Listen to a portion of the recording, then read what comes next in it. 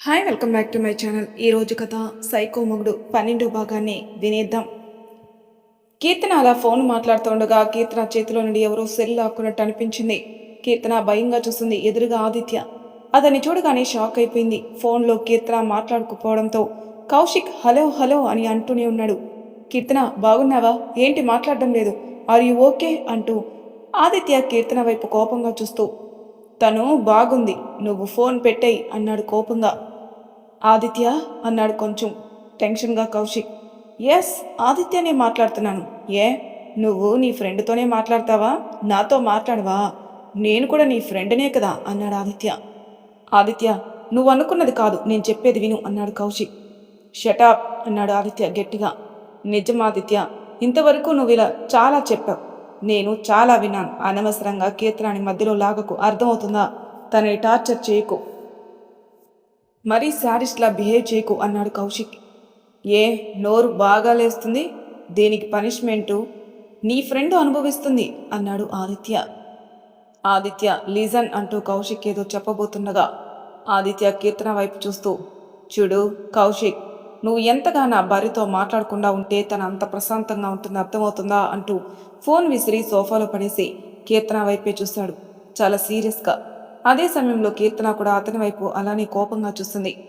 ఆదిత్య మాత్రం ఆమె చూపులు పట్టించుకోకుండా, ఈ రోజు నుంచి నువ్వు ఇంట్లో సెల్ ఉపయోగించడానికి వీల్లేదు, అర్థమవుతుందా అన్నాడు. ఏ, ఎందుకండి కీర్తన కోపంగా. ఇక్కడున్న ప్రతిదీ నువ్వు నీ ఫ్రెండ్కి చెప్పి నీ ఫ్రెండ్ నీకు ఓదార్ప యాత్ర చేసి అదంతా నాకు అనవసరం. ఏ, నువ్వు చెప్పినంత మాత్రాన వాడొచ్చి నిన్ను రక్షిస్తాడనుకున్నావా? చూడు కీర్తన, అనవసరంగా ఇటువంటి పిచ్చి పిచ్చి పనులన్నీ చేసి నువ్వు నీ ప్రాబ్లమ్స్ని ఇంక్రీజ్ చేసుకుంటున్నావు. నేను ఏం చెప్తే అది చెయ్యి, హ్యాపీగా ఉంటావు అన్నాడు. అయినా నీకు నీ భర్తకి జరిగినవన్నీ వేరే వ్యక్తికి చెప్పడానికి నీకు కొంచెమన్నా సిగ్గులేదు అన్నాడు ఆదిత్య కోపంగా. ఆ మాటకి కీర్తనకి మాత్రం చాలా కోపం వచ్చేసింది. షటాప్ ఆదిత్య, నేను ఇంతవరకు వింటున్నాను కదా అని నువ్వు చాలా ఎక్కువ చెప్తున్నావు. మేమిద్దరం మాట్లాడేది వేరే సంగతి. నేనెప్పుడు నాకు నా భర్తకు మధ్య జరిగింది ఎప్పుడు వేరే వాళ్ళకి చెప్పను, మూడో వ్యక్తికి అస్సలు చెప్పను.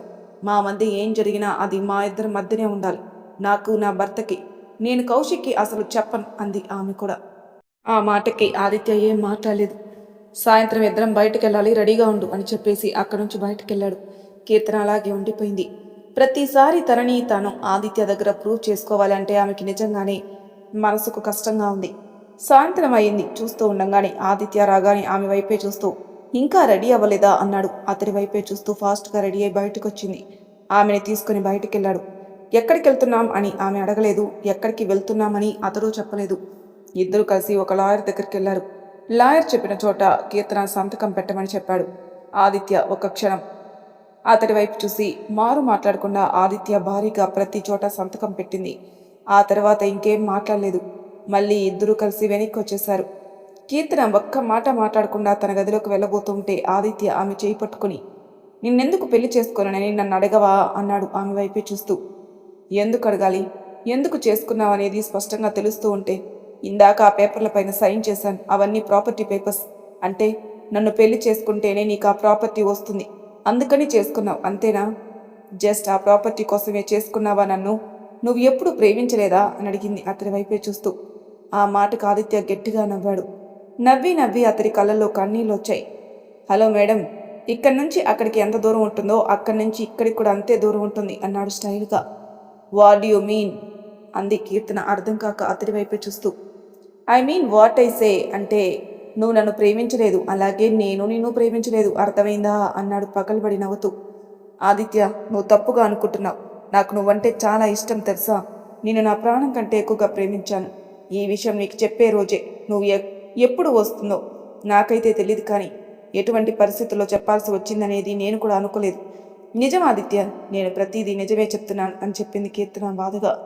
ఓ హలో, ఇప్పుడు నేను 100 కోట్లకి వారసుని కాబట్టి ఇప్పుడు నీకు సడన్గా నా పైన ప్రేమ పుట్టింది అంతే కదా.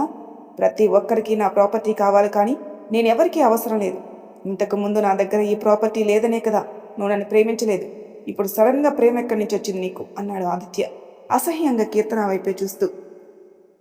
అతడు ఆ మాట చెప్పగానే కీర్తన గట్టిగా కళ్ళు మూసుకుంది. కన్నీళ్లతో అతడికి కనిపించకూడదు అని తన కన్నీళ్ళని బాధగా అతడు అన్నదానికి కీర్తన నిదానంగా కళ్ళు ఓపెన్ చేసి అతనికి దగ్గరగా జరిగి, కనీసం నీకు నా కళ్ళల్లో ఇంతకు ముందు కూడా ఏమీ కనిపించలేదా? నువ్వు నీ ప్రాపర్టీ, ఇదేమీ అవసరం లేదు. నిజంగానే నేను నిన్ను ప్రేమిస్తున్నాను. ఎంతగా అనేది నేను చెప్పలేను. కాకపోతే నా బ్యాడ్ టైం అది. ఇప్పుడు నీకు చెప్పాల్సి వస్తుంది. ఆదిత్య నవ్వాడు గట్టిగా. వెరీ గుడ్, బాగుంది డ్రామా అంటూ. నిజం ఆదిత్య, ప్లీజ్ నన్ను నమ్ము. నీకు ఈ ప్రాపర్టీ ఇది వీటన్నిటికంటే ముందే నేను నిన్ను ప్రేమించాను అని బాధగా చెప్పింది కీర్తన. అవునా? అయితే ఈ విషయంలో నాకు అప్పుడే కాలేజీలో ఎందుకు చెప్పలేదు? నేను నీకు ఐ లవ్ యూ చెప్పినప్పుడే నువ్వు నాకు చెప్పాల్సింది. కానీ నువ్వేం చెప్పావు? నీలాంటి వాడిని ఏ అమ్మాయి పెళ్లి చేసుకుంటుంది అని చెప్పావు, అవునా? అప్పుడేమో నీకు నేనంటే ఇష్టం లేదు, ఇప్పుడేమో నేనంటే ఇష్టం. అప్పుడేమో నువ్వు నన్ను ప్రేమించడం లేదు, ఇప్పుడేమో నువ్వు నన్ను ప్రేమిస్తున్నావు. ఇది కొంచెం నమ్మడానికి కష్టంగా ఉంది కదా అన్నాడు అతడు. ఆదిత్య ప్లీజ్ అంది కీర్తన. Shut up, just shut up. నువ్వు చెప్పేవి అన్నీ అబద్ధాలు. నేను అస్సలు నమ్మలేదు. అర్థమవుతుందా? నా నమ్మకం, నా ప్రేమ నువ్వు తిరిగి ఎప్పుడూ పొందలేవు. యూ డోంట్ డిజర్వ్ మీ.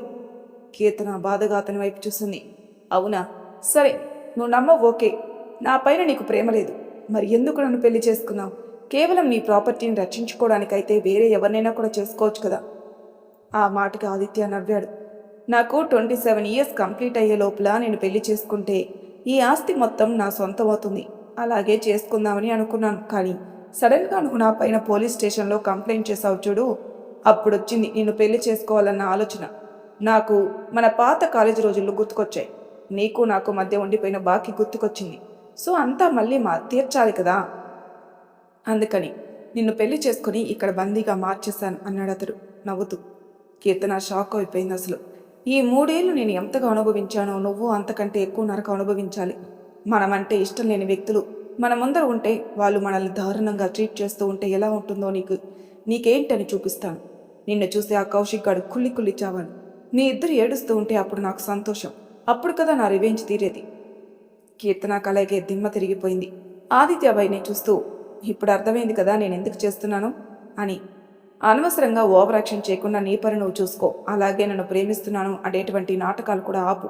ఇంకొక విషయం, నాకు దూరంగా ఉండు. నేను అసలే మంచివాణ్ణి కాదు, అందులోనూ తాగితే రాక్షసుని చెప్పాడు కోపంగా. ఇదంతా నీకు తప్పుగా అనిపించడం లేదా? నీకు దూరంగా నేను ఎలా ఉండగలను? నువ్వు నా భర్తవి. నేను నిన్ను ప్రేమిస్తున్నాను. ఎలా నేను వదిలేయగలను? నువ్వు నమ్మినా నమ్మకపోయినా నిజం ఆదిత్య, నేను నిన్ను ప్రేమిస్తూ ఉన్నాను. నీకు నమ్మకం ఎలా కలిగించాలో మొదటి నుంచి కూడా నువ్వంటే నాకు చాలా ఇష్టం అని కళ్ళల్లో నీళ్ళు వస్తుంటే చెప్తుంది కీర్తన. ఆమె వైపు చూసిన ఆదిత్య అలాగే చూస్తూ దగ్గరగా వచ్చి, అయితే 2 దారులున్నాయి, చేస్తావా అన్నాడు. కీర్తన అతడి వైపు అలాగే చూస్తూ ఏంటి అని అడిగింది. 1, పేరుకు మాత్రమే నా భారీగా ఉండు. నీ ఇష్టం వచ్చినట్టు బ్రతుకు. నీ పనుల్లో నేను దూరను. నా లైఫ్లో నువ్వు ఇంటర్వ్యూ అవ్వకు. హ్యాపీగా నీ ప్రొఫెషన్ని కంటిన్యూ చేయి. డాక్టర్గా ఉండు. నీ జీవితం నీ ఇష్టం. కౌశిక్ని కలుస్తావో, వాడితో ఊరేగెడతావో, ఏం చేస్తావో నాకు తెలియదు, ఓకేనా? నీకు ఎటువంటి అడ్డు అదుపు అనేది ఉండదు. ఎంజాయ్ నా ప్రాపర్టీతో అన్నాడు నవ్వుతూ. నీకు కావాల్సింది ఇదే కదా అంటూ. కీర్తన అతని వైపు అలాగే చూస్తుంది బాధతో. ఇకపోతే 2వది అంటూ ఆగి ఆమె వైపు చూశాడు. 2వది అంటూ అడిగింది కీర్తన అతడి వైపు చూసి. 2వది నా భార్యగా, నా నిజమైన భార్యగా ఉండి నా ప్రేమను సంపాదించు, నా నమ్మకాన్ని సంపాదించు. దీనికోసం నువ్వు నేను పెట్టిన రూల్స్ అన్నీ ఫాలో అవ్వాలి. నేనేం చెప్తే అది వినాలి. నీకు అస్సలు ఫ్రీడమ్ అనేదే ఉండదు. ఏం చేస్తావు అన్నట్టు ఆమె వైపు చూశాడు ఆదిత్య. కీర్తన అలాగే చూస్తూ ఉంది. బాగా ఆలోచించిన తర్వాత నాకు సమాధానం చెప్పు. కానీ 1, నువ్వు గనక 2వ దారి ఎంచుకున్నావంటే నన్ను, నా కోపాన్ని అన్నిటినీ నువ్వు భరించాలి. అది నీ వల్ల అస్సలు కాదు. కాబట్టి తెలివిగా ఆలోచించి నీకేం కావాలి అన్నది ఎంచు అంటూ ఆమె వైపు చూసి వెళ్ళిపోయాడు ఆదిత్య. కీర్తన అలాగే ఏడుస్తూ చూస్తూ ఉండిపోయింది. దాదాపు ఒక 10 రోజులు అలాగే మౌనంగా గడిచిపోయాయి. ఇద్దరూ ఎవరూ సరిగ్గా మాట్లాడలేదు. ఎవరి పనుల్లో వాళ్ళు ఉన్నారు. కీర్తన కూడా ఇప్పుడు అతన్ని ఎక్కువగా కదిలించడం లేదు. ఆదిత్య కూడా ఆమెను ఎక్కువగా డిస్టర్బ్ చేయడం లేదు. ఈ 10 రోజుల్లో కీర్తన తనకు తగిలిన గాయాల నుంచి బాగా రికవరీ అయింది. ఒకరోజు ఉదయాన్నే కీర్తన అతడికి టీ తీసుకొని వచ్చినప్పుడు ఆమె చేయి పట్టుకొని ఆమె వైపే చూశాడు ఆదిత్య. ఏంటి అన్నట్టు చూసింది. నా పాటికి నేను చెప్పేశాను, నీ పాటికి నువ్వు విన్నావు. నీ నిర్ణయం ఏంటి అనేది చెప్పలేదు ఇంతవరకు. 10 రోజులు సరిపోలేదా నీకు ఆలోచించుకోవడానికి అన్నాడు అతడు సూటిగా చూస్తూ. దానికి కీర్తన ఏం మాట్లాడలేదు. అతడి వైపే చూస్తూ ఉంది. చాలు, ఇప్పటికే చాలా ఎక్కువ టైం ఇచ్చేశాను. బాగా ఆలోచించి రేపటి వరకు నీ సమాధానం చెప్పు. అర్థమవుతుందా? తెలివిగా ఆలోచించి నిర్ణయం తీసుకో. ఎలా అంటే అలా కాదు. ఒక్కసారి నిర్ణయం తీసుకున్న తర్వాత వెనక్కి వెళ్ళలేం. ఓన్లీ నీకు 24 గంటలు మాత్రమే టైం. జాగ్రత్త అనేసి అక్కడి నుంచి వెళ్ళిపోయాడు. ఆదిత్య కీర్తన అలాగే చూస్తూ ఆ రోజు మొత్తం అక్కడే ఉండిపోయింది. ఆ రోజు కూడా ఎటువంటి మాటలు లేకుండా జరిగిపోయింది ఇద్దరి మధ్య. ఉదయాన్నే నిద్రలో ఉన్న ఆదిత్యని ఎవరూ లేపుతున్నట్టు అనిపించి కళ్ళు ఓపెన్ చేసి చూసి ఎదురుగా ఉన్నది అలాగే చూసి ఆశ్చర్యపోయాడు. అప్పటికే కీర్తన అందంగా రెడీ అయి అతని ముందర నిలబడింది. ఆమెను అలాగే చూస్తూ ఆశ్చర్యపోయాడు. ఏంటి ఉదయాన్నే ఈ అవతారం అంటూ లేచి నిలబడి ఆమె వైపు చూస్తూ, అవతారం ఏముంది, భార్య కాబట్టి పనులు చేయాలి కదా, కమాన్ తొందరగా రెడీ అవ్వండి, బ్రేక్ఫాస్ట్ చేస్తున్నాను చెప్పింది కీర్తన. ఆమె వెళ్తుంటే ఆమె చేపట్టుకుని, డ్రామాలు కాదు ఏంటి ఇది సీరియస్గా అన్నాడు ఆదిత్య. నేను కూడా డ్రామాలు చేయడం లేదని చెప్పింది కీర్తన కొంచెం సీరియస్గా. అతడు టైం చూస్తూ, నేనిచ్చిన టైం అయిపోయింది, ఇంతకీ నీ నిర్ణయం ఏంటి అని అడిగాడు. అతడికి దగ్గరగా వచ్చి కీర్తన అతడి చుట్టూ చేతులు వేసి బుగ్గపైన ప్రేమగా ముద్దు పెట్టి, గుడ్ మార్నింగ్ మై డియర్ ఆపి, ఈ రోజు నుంచి మీ అన్ని పనులు నేనే చేస్తాను, తొందరగా రెడీ అయి వస్తారా అని చెప్పింది. ప్రేమగా ఆదిత్య అలాగే ఆమె వైపే చూస్తూ ఉన్నాడు. నిర్ణయం చెప్పు అన్నాను, ఇలా డ్రామాలు చెయ్యని చెప్పలేదు అంటూ. ఇంత చేసినా ఇంకా నీకు నిర్ణయం కావాలా? నువ్వు ఇచ్చిన సెకండ్ ఆప్షన్ని ఎంచుకున్నాను అని చెప్పింది కీర్తన. ఆదిత్య అలాగే చూస్తున్నాడు. నా రూల్స్ అండ్ రెగ్యులేషన్స్ అంటూ అతడు చెప్తూ ఉంటే మధ్యలోనే కట్ చేసింది. నేను ఆల్రెడీ మూవీ రూల్స్ని ఫాలో అవుతూ ఉన్నాను మీ భార్యగా. నీకు నచ్చినట్టు అందంగా డ్రెస్ చేసుకున్నాను. నీ పర్మిషన్ లేకుండా అస్సలు బయటికి వెళ్ళను. నీకు నచ్చని వాళ్ళతో అస్సలు మాట్లాడను. అంతేకాదు ఈవెన్ నేను కౌన్సిలింగ్ కూడా చేయను. నా ప్రొఫెషన్ కూడా వద్దు. నువ్వు ఒప్పుకుంటేనే వెళ్తాను హాస్పిటల్కి, లేకపోతే లేదు అని చెప్పింది చిన్నగా. నాకు ఆదిత్య ఆమె వైపు అపనమ్మకంగా చూశాడు. నా కోసం ఇదంతా చేయడం అవసరమా అంటూ. అతడు అన్నదానికి కీర్తన నవ్వింది. నువ్వే అన్నావు ఏ ఆప్షన్ కావాలి అని. నేను సెకండ్ ఎంచుకున్నాను. ఇక నీకు నాకు మధ్య మాటలు ఏముంది? నీ ప్రేమని తిరిగి నేను పొందగలుగుతానా లేదా అన్నది మాత్రమే కావాలి, అర్థమైందా? నా ప్రేమ కాదు, నా టార్చర్ ఉంటుంది ఈ రోజు నుంచి. ఆ టార్చర్ని నువ్వు భరిస్తావా లేదా అన్నది చూడాలి. అంతేకాదు ఈ రోజు మాత్రమే కాదు, ఇంకా పోను పోను ముందు ముందు నేను చాలా పెడతాను. వాటన్నిటికీ నువ్వు భరించాలి. ఒకటి పాటించకపోయినా పనిష్మెంట్ ఇస్తాను అన్నాడు ఆదిత్య కోపంగా. చూడు, నువ్వు అనుకున్నంత ఈజీ కాదు, అందుకే మళ్ళీ మళ్ళీ చెప్తున్నాను. ఇంకోసారి బాగా ఆలోచించుకొని చెప్పు. కీర్తన దగ్గరగా వచ్చి ప్రేమగా అతడి తలపై ముద్దు పెట్టి, నాకు కావాల్సింది నీ ప్రేమ మాత్రమే, సరైన నేను రెడీ అయి వస్తానని చెప్పింది.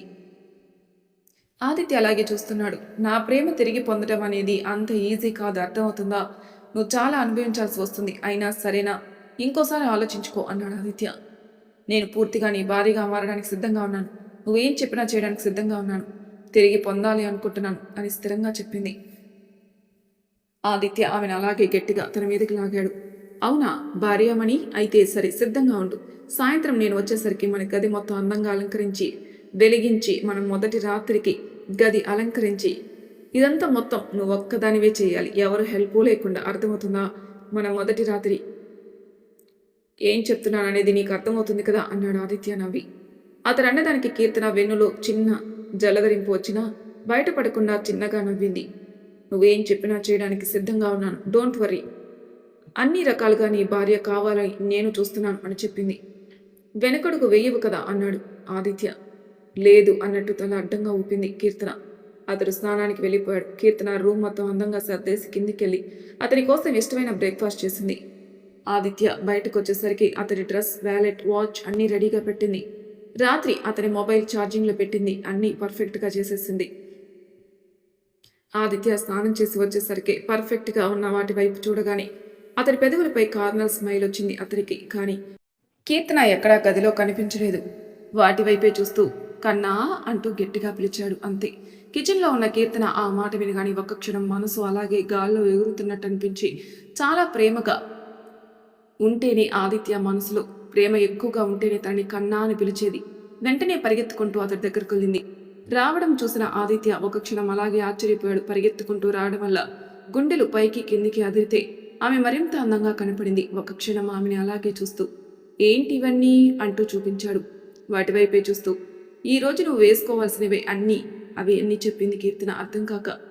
అయితే నేను వేసుకునేంతవరకు నువ్వు ఇక్కడే ఉండాలి కదా, అలా వెళ్ళిపోతే ఎవరు చూస్తారు నాకు, ఏదైనా అవసరం ఉంటే అన్నాడు అతడు కొంచెం కోపంగా. కీర్తన ఏం మాట్లాడకుండా అతని ముందర నిలబడింది. ఆమె ముందర డ్రెస్అప్ అయ్యాడు ఆదిత్య. వెంటనే కళ్ళు మూసుకుంది. అతడు తీయంగానే నవ్వుతూ, ఈ మాత్రం దానికే కళ్ళు మూసుకుంటే మరి రాత్రి జరగబోయేది అన్నాడు. అతడు ఆ మాట అనడంతోనే ఆమె శరీరం జల్లుమంది. ఏదో తెలియని వణుకు వచ్చేసింది టెన్షన్గా. ఆమె టెన్షన్ చూస్తూ ఎంజాయ్ చేస్తూ ఉన్న ఆదిత్య కార్నర్ స్మైల్ ఇచ్చి ఆమె ముందర నిలబడ్డాడు. కళ్ళు ఓపెన్ చేయి అంటూ నిదానంగా కళ్ళు తెరిచింది కీర్తన. అప్పటికే అతడు డ్రెస్ వేసుకున్నాడు. ఆమె చేతుల్లో పెట్టాడు టైని. కట్టు అని అతడి కళ్ళలోకి చూస్తూ అతడికి టై కట్టి నీట్గా హెయిర్ని సెట్ చేసి అతడికి చేతికి వాచ్ పెట్టింది. ఆదిత్య మాత్రం రెప్పవాల్చకుండా ఆమెనే చూస్తూ అంతా పూర్తయ్యాక ఆమె నుదుటి మీద ప్రేమగా ముద్దు పెట్టి, పర్ఫెక్ట్ వైఫ్, నిజంగానే నువ్వు ఒక వైఫ్ మెటీరియల్వి అంటున్నా ఆమెని హక్ చేసుకున్నాడు చాలా స్ట్రాంగ్గా. కీర్తన ఏం మాట్లాడలేదు. చిన్న చిరునవ్వు వచ్చింది. బ్రేక్ఫాస్ట్ చేద్దామా అంటూ చూసింది అతడి వైపు. ఎస్ వైఫ్, నువ్వు చేద్దామంటే నేను ఎందుకు కాదంటాను అంటూ ఆమెతో పాటు కలిసి ఇద్దరు డైనింగ్ టేబుల్ దగ్గరికి వెళ్ళారు. అతనికి ఇష్టమైనవన్నీ చూసి షాక్ అయ్యాడు. ఇవన్నీ ఎంత తక్కువ టైంలో చేసావా అని ఒక చిరునవ్వు నవ్వింది. నీకు వంట చేయడం కూడా వచ్చా అంటూ అడిగాడు. నేర్చుకున్నాను, నా భర్తకి ప్రేమగా వండి పెట్టడానికి నా చేతులతో అని చెప్పింది. ఆ మాటకి తెలియకుండానే ఆదిత్య పెదవులపై స్మైల్ వచ్చింది. హ్యాపీగా నవ్వి, కమాన్ నాతో పాటు కూర్చో అంటూ తను తింటూ ఆమెకి తినిపించాడు. ఆమె ఏం మాట్లాడలేదు. కీర్తన అతడు ఏం చేసినా ఇష్టంగా ఆ రోజు నుంచి భరించాలనుకుంది. అలాగే తన ప్రేమని అతడికి చూపించాలనుకుంది. ఆదిత్య ఇష్టంగా మొత్తం బ్రేక్ఫాస్ట్ కంప్లీట్ చేసి ఆమె వైపు చూస్తూ, రెడీగా ఉండు, సాయంత్రం వస్తాను, గుర్తుంది కదా అన్నాడు. అతడు అలా చెప్పడంతో కొంచెం టెన్షన్గా అనిపించింది. కానీ ఏం మాట్లాడలేదు. అదేంటి వెనకడుగు వేస్తున్నావా అన్నాడు ఆదిత్య నవ్వి. అతడు చెప్పిన దానికి కీర్తన చిన్నగా తలూపింది. అన్నిటికీ సిద్ధమే అని. ఓకే, తలూపుతున్నావంటే అర్థం అన్నిటికీ ఒప్పుకుంటున్నావనే కదా మళ్ళీ అడిగాడు ఆదిత్య. సరే అన్నట్లు తలాడించింది. ఈ రోజు నుంచి నీకు చాలా కష్టాలు వస్తాయి. నీ లైఫ్లో చాలా భరించాల్సి వస్తుంది. మీ పేరెంట్స్ ఇంట్లో ఉన్నంత వరకు ఒక నాజూకైన లైఫ్ ఉండేది. ఓకే కదా, ఇంకోసారి ఆలోచించుకో అన్నాడు ఆదిత్య మళ్ళీ హెచ్చరిస్తూ. కీర్తన అలాగే నిలబడిపోయింది. ఒక అడుగు వేసిన ఆదిత్య ఆమె నుంచి ఆన్సర్ రాకపోవడంతో వెనక్కి తిరగాలి అనుకునేంతలో వెనక నుంచి కీర్తన గారంగా అతన్ని స్ట్రాంగ్గా హక్ చేసుకుని, ఈ రోజు నుంచి మీకోసం ప్రతి పని చేయడానికి సిద్ధంగా ఉన్నాను. నువ్వు కోరుకున్న దానితో పాటు నాకు నీ ప్రేమ కావాలి, అంతకు మించి ఇంకేం అవసరం లేదు. ఆ మాట వినగానే ఆదిత్య పెదవులపై మళ్ళీ కార్నర్ స్మైల్ వచ్చింది.